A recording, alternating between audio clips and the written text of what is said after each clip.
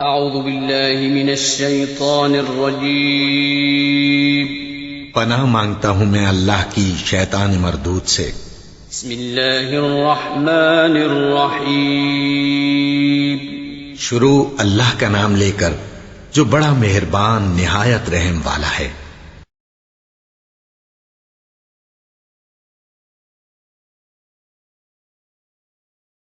یاد ہے وَجَعَلْنَا فِيهَا جَنَّاتٍ مِّن نَّخِيلٍ وَأَعْنَابٍ وَفَجَّرْنَا فِيهَا مِنَ الْعُيُونِ لِيَأْكُلُوا مِن ثَمَرِهِ وَمَا عَمِلَتْهُ أَيْدِيهِمْ أَفَلَا يَشْكُرُونَ۔ ہم نے اس میں کھجوروں اور انگوروں کے باغ پیدا کیے اور اس کے اندر سے چشمے پھوڑ نکالے تاکہ یہ اس کے پھل کھائیں۔ یہ سب کچھ ان کے اپنے ہاتھوں کا پیدا کیا ہوا نہیں ہے، پھر کیا یہ شکر ادا نہیں کرتے؟ ان کے اپنے ہاتھوں کا پیدا کیا ہوا نہیں ہے۔ اس فقرے کا دوسرا ترجمہ یہ بھی ہو سکتا ہے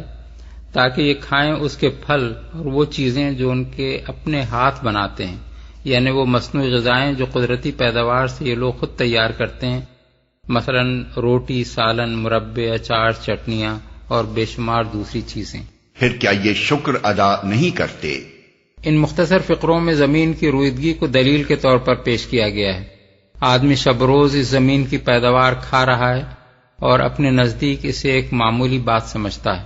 لیکن اگر وہ غفلت کا پردہ چاک کر کے نگاہ غور سے دیکھے تو اسے معلوم ہو کہ اس فرش خاکی سے لہلہاتی کھیتیوں اور سرسبز باغوں کا اگنا اور اس کے اندر چشموں اور نہروں کا رواں ہونا کوئی کھیل نہیں ہے جو آپ سے آپ ہوئے جا رہا ہو، بلکہ اس کے پیچھے ایک عظیم حکمت و قدرت اور ربوبیت کار فرما ہے۔ زمین کی حقیقت پر غور کیجئے، جن مادوں سے یہ مرکب ہے ان کے اندر بجائے خود کسی نشو و نما کی طاقت نہیں ہے۔ یہ سب مادے فردن فردن بھی اور ہر ترکیب و آمیزش کے بعد بھی بالکل غیر نامی ہیں، اور اس بنا پر ان کے اندر زندگی کا شائبہ تک نہیں پایا جاتا۔ اب سوال یہ ہے کہ اس بے جان زمین کے اندر سے نباتی زندگی کا ظہور آخر کیسے ممکن ہوا؟ اس کی تحقیق آپ کریں گے تو معلوم ہوگا کہ چند بڑے بڑے اسباب ہیں جو اگر پہلے فراہم نہ کر دیے گئے ہوتے تو یہ زندگی سرے سے وجود میں نہ آ سکتی تھی۔ اولاً زمین کے مخصوص خطوں میں اس کی اوپری سطح پر بہت سے ایسے مادوں کی تہ چڑھائی گئی جو نباتات کی غذا بننے کے لیے موزوں ہو سکتے تھے، اور اس تہ کو نرم رکھا گیا تاکہ نباتات کی جڑیں اس میں پھیل کر اپنی غذا چوس سکیں۔ ثانیاً زمین پر مختلف طریقوں سے پانی کی بہم رسانی کا انتظام کیا گیا تاکہ غذائی مادے اس میں تحلیل ہو کر اس قابل ہو جائیں کہ نباتات کی جڑیں ان کو جذب کر سکیں۔ ثالثاً اوپر کی فضا میں ہوا پیدا کی گئی جو آفات سماوی سے زمین کی حفاظت کرتی ہے، جو بارش لانے کا ذریعہ بنتی ہے اور اپنے اندر وہ گیسیں بھی رکھتی ہے جو نباتات کی زندگی اور ان کے نشو و نما کے لیے درکار ہیں۔ رابعاً سورج اور زمین کا تعلق اس طرح قائم کیا گیا کہ نباتات کو مناسب درجہ حرارت اور موزوں موسم مل سکیں۔ یہ چار بڑے بڑے اسباب جو بجائے خود بے شمار ضمنی اسباب کا مجموعہ ہیں، جب پیدا کر دیے گئے تب نباتات کا وجود میں آنا ممکن ہوا۔ پھر یہ سازگار حالات فراہم کرنے کے بعد نباتات پیدا کیے گئے اور ان میں سے ہر ایک کا تخم ایسا بنایا گیا کہ جب اسے مناسب زمین، پانی، ہوا اور موسم میسر آئے تو اس کے اندر نباتی زندگی کی حرکت شروع ہو جائے۔ مزید برآں اسی تخم میں یہ انتظام بھی کر دیا گیا کہ ہر نوع کے تخم سے لازماً اسی نوع کا بوٹا اپنی تمام نوعی اور موروثی خصوصیات کے ساتھ پیدا ہو، اور اس سے بھی آگے بڑھ کر مزید کاریگری یہ کی گئی کہ نباتات کی 10، 20 یا 150 نہیں بلکہ بے حد و حساب قسمیں پیدا کی گئیں، اور ان کو اس طرح بنایا گیا کہ وہ ان بے شمار اقسام کے حیوانات اور بنی آدم کی غذا، دوا، لباس اور ان گنت دوسری چیزوں کو پورا کر سکیں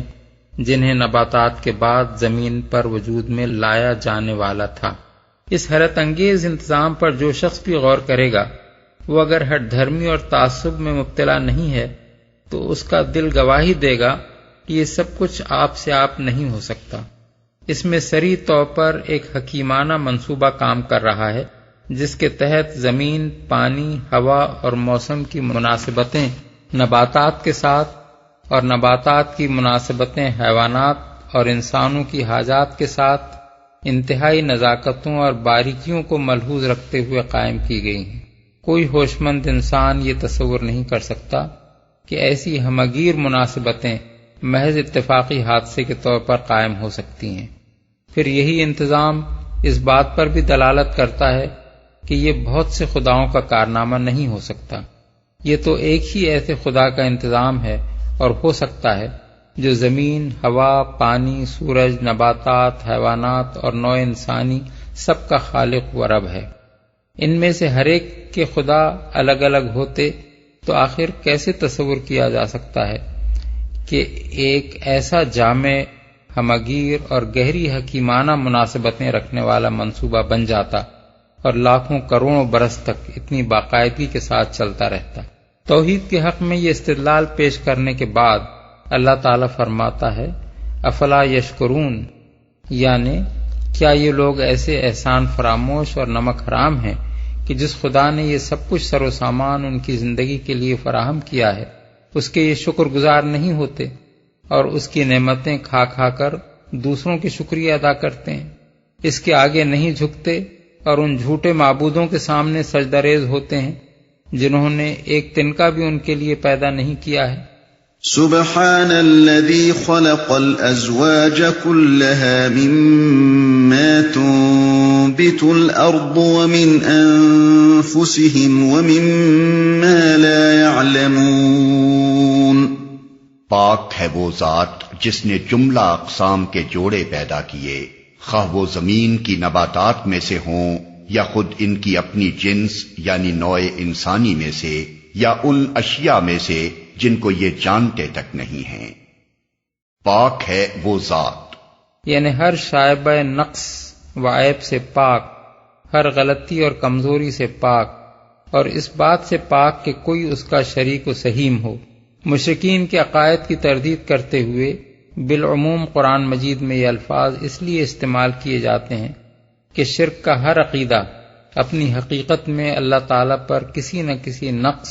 اور کسی نہ کسی کمزوری اور عیب کا الزام ہے۔ اللہ کے لیے شریک تجویز کرنے کے معنی ہی یہ ہیں کہ ایسی بات کہنے والا دراصل یہ سمجھتا ہے کہ یا تو اللہ تعالیٰ تنہا اپنی خدائی کا کام چلانے کے قابل نہیں ہے، یا وہ مجبور ہے کہ اپنی خدائی میں کسی دوسرے کو شریک کرے، یا کچھ دوسری ہستیاں آپ سے آپ ایسی طاقتور ہیں کہ وہ خدائی کے نظام میں دخل دے رہی ہیں اور خدا ان کی مداخلت برداشت کر رہا ہے، یا معاذ اللہ وہ انسانی بادشاہوں کی سی کمزوریاں رکھتا ہے جن کی بنا پر وزیروں، درباریوں، منہ چڑھے مصاحبوں اور چہیتے شہزادوں اور شہزادیوں کا ایک لشکر کا لشکر اسے گھیرے ہوئے ہے، اور خدائی کے بہت سے اختیارات ان کے درمیان بٹ کر رہ گئے ہیں۔ اللہ تعالیٰ کے متعلق یہ جاہلانہ تصورات اگر ذہنوں میں موجود نہ ہوتے تو سرے سے شرک کا خیال پیدا ہی نہ ہو سکتا تھا۔ اسی لیے قرآن مجید میں جگہ جگہ یہ بات فرمائی گئی ہے کہ اللہ تعالیٰ ان تمام عیوب و نقائص اور کمزوریوں سے پاک اور منزہ ہے جو مشرکین اس کی طرف منسوب کرتے ہیں،